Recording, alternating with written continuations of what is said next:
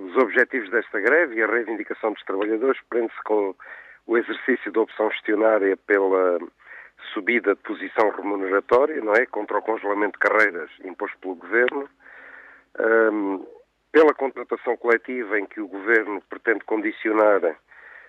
os contratos livremente estabelecidos entre o sindicato e a Câmara, pela imposição da adaptabilidade horária, numa atitude que é autoritária, que é ilegal, que é inconstitucional, como aliás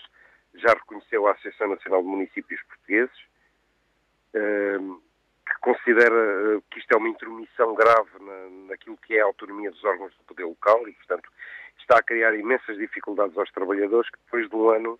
de congelamento de salários, com o aumento de impostos que houve, que foram os mais penalizados, o Governo impõe agora o congelamento de salários, apesar de as autarquias poderem ter elas próprias a possibilidade de livremente valorizarem a carreira dos seus trabalhadores por via da avaliação de desempenho.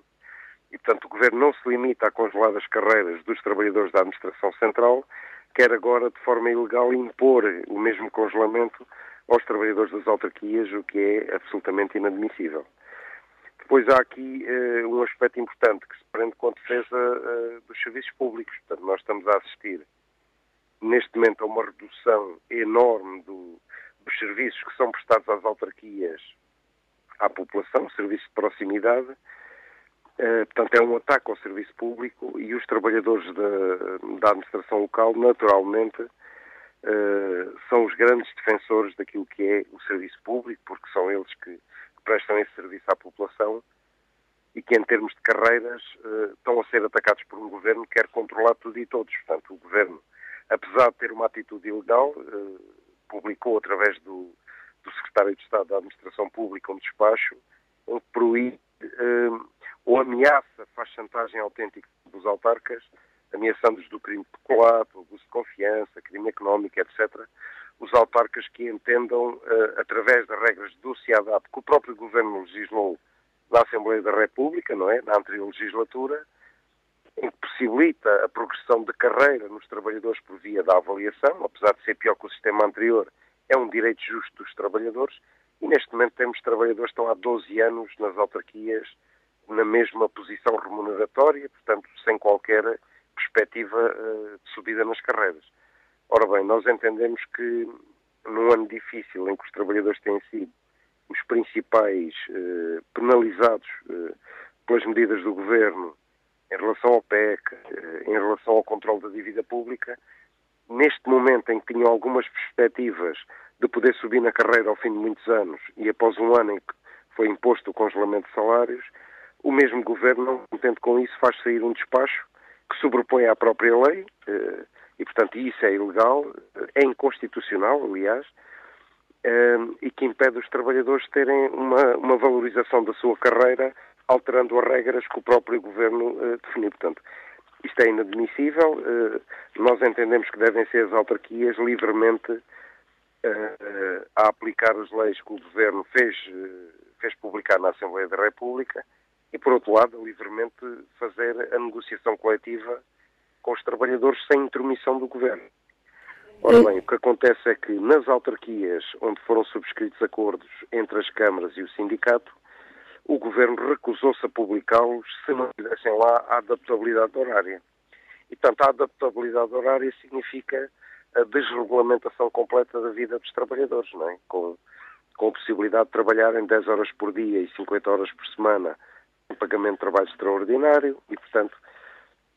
nós estamos a lutar contra isso, contra essa intromissão do Governo, porque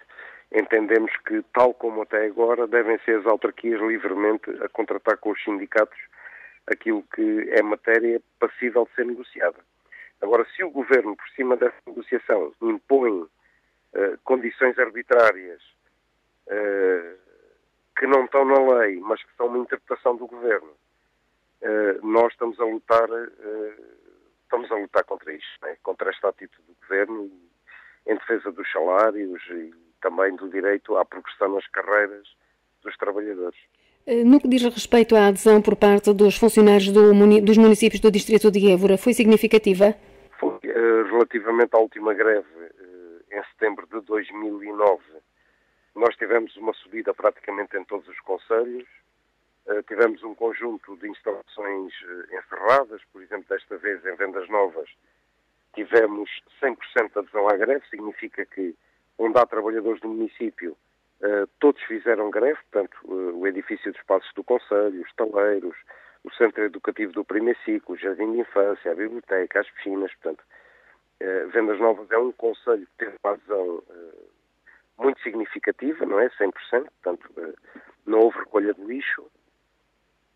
tendo em conta que há neste momento dificuldades dos trabalhadores em terem a greve é um sacrifício que é colocado à apreciação dos trabalhadores e que eles mesmo assim entenderam que era o caminho indicado, que era para lutarem pelos seus direitos, mas hoje, com o aumento do IRS, o aumento do IVA, o congelamento de salários, um dia de desconto naturalmente cria da parte dos trabalhadores alguma apreensão numa altura difícil, não é? Mas as expectativas que nós tínhamos foram ultrapassadas. Portanto, tivemos aqui em mais de metade dos concelhos do distrito, por exemplo, não houve recolha de lixo, os serviços operacionais das câmaras estiveram encerrados, não é? Estou a falar, por exemplo, da manutenção de espaços verdes, estou a falar ainda de mecânica, de serralharia, de eletricidade, etc., em que em mais de metade das autarquias estes serviços não funcionaram. E em relação à Vila Viçosa?